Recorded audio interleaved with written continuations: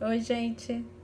Esse é o terceiro e último vídeo da série que eu fiz aqui no IGTV sobre o livro Sentimento de Solidão, escrito pela Melanie Klein. A Melanie Klein foi uma psicanalista que teve como principal trabalho a psicologia das crianças. E aí, nessa obra que ela escreveu, ela fala sobre as origens do sentimento de solidão. Ela passa o primeiro capítulo, o segundo e o terceiro, falando um pouco sobre psicanálise, sobre a psicanálise da criança e das coisas que ela experimentou e viu no trabalho na clínica. No último capítulo, que é o capítulo desse vídeo aqui, ela fala sobre o sentimento de solidão e como lidar com ele. Quais são as estratégias que a gente pode usar para conviver com esse sentimento. E assim, já adiantando, eu falo conviver porque não é possível abolir esse sentimento da nossa psique. Ela fala de sentimento de solidão quando ela se refere àquela sensação de mesmo estando acompanhado ou mesmo estando numa situação que você é amado, você se sente só. É importante eu destacar isso porque é sobre este sentimento de solidão que ela traz durante esse livro. É um estado de solidão interna que não tem a ver com companhia, você ter companhia, tem a ver com uma angústia interna. Tá? E esse estado de solidão interna, ele vem de uma onipotência, ela chama de onipotência, de você querer um estado satisfatório eterno, um estado de completude eterna, sem falta, sem a falta. Então, sem os movimentos inerentes da vida, de vida, morte e vida, sem os movimentos de falta, de ter e não ter da vida.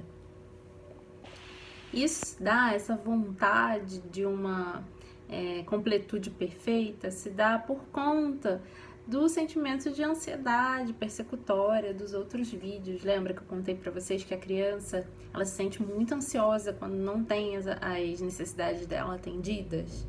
Então, se você, com o passar do tempo, do amadurecimento, não elabora essa falta como parte da vida, ela vem como um sentimento de solidão, vem como uma falta absurda, que ela chama de sentimento de solidão, tá?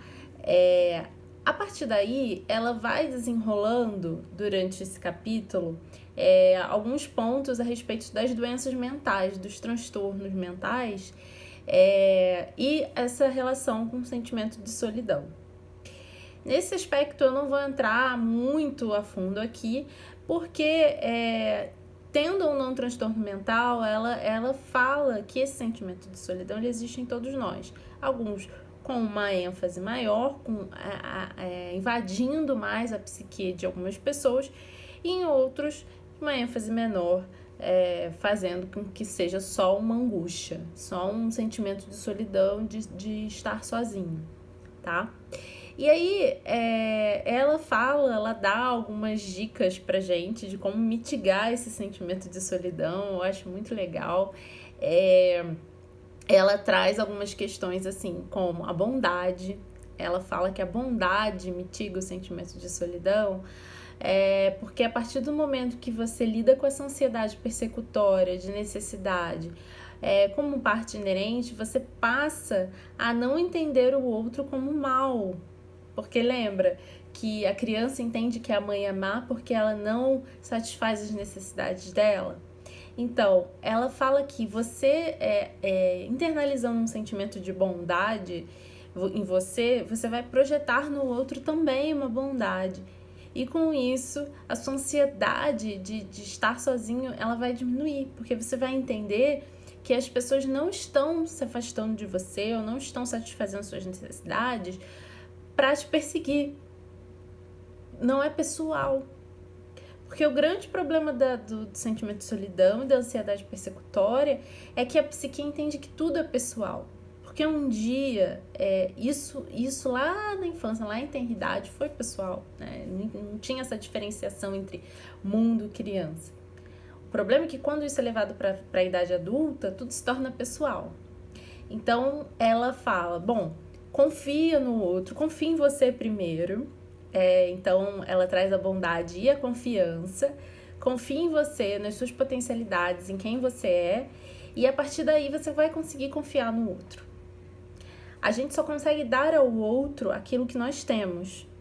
Então, se nós trabalharmos a nossa confiança em nós vamos conseguir dar essa confiança para o outro. E assim, ela acredita que esse sentimento de solidão pode ser mitigado. A outra dica que ela nos dá é a dica da gratidão. Ela fala que a partir do momento que você começa a recolher as coisas que você tem e começa a ser grata por essas coisas, grato ou grato por essas coisas, você consegue mitigar também o sentimento de solidão, porque você entende aquilo que eu falei aqui nesse vídeo um pouquinho antes sobre o dar e receber. Você entende que você tem coisas, que essas coisas não vão ser tiradas de você. Quer dizer, vão ser, em algum momento, as coisas flutuam, né? Elas vêm e vão. Mas quando você entende que aquilo é seu e ninguém vai invejar aquilo, como acontecia na infância, você passa a se apropriar daquilo como algo seu e algo bom. Não é algo que causa inveja, é algo bom. Ela fala também de pessoas que usam defesas contra o sentimento de solidão. Então, são pessoas que, não tendo consciência desse sentimento de solidão, usam defesas para não entrar em contato com essa dor. Então, elas entram num processo de negação desse sentimento. São pessoas que entram num processo de consumo exacerbado, pessoas que têm dependência emocional com outras pessoas, dependência com dinheiro, dependência com drogas, e aí vai, né? Pessoas que são muito nostálgicas em relação ao passado, que ela entende que é uma tendência a querer voltar a esse estado uterino, né, de plena satisfação das vontades, que não retornamos, né? Em vida, nós não podemos retornar para esse estado paradisíaco.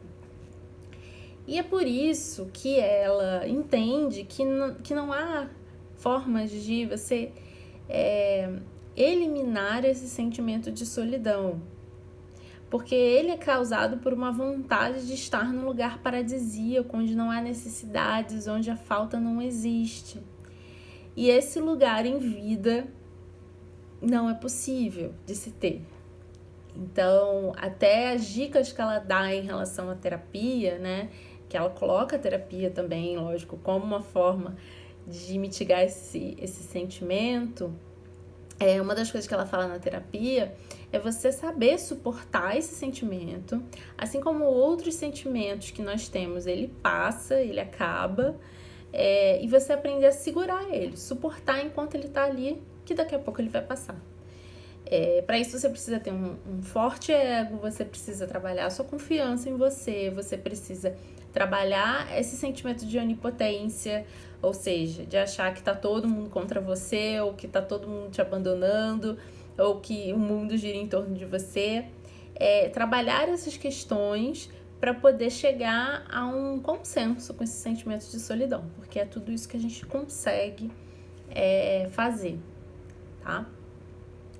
Gente, foi muito legal fazer esse resumo. Eu queria saber o que vocês acharam.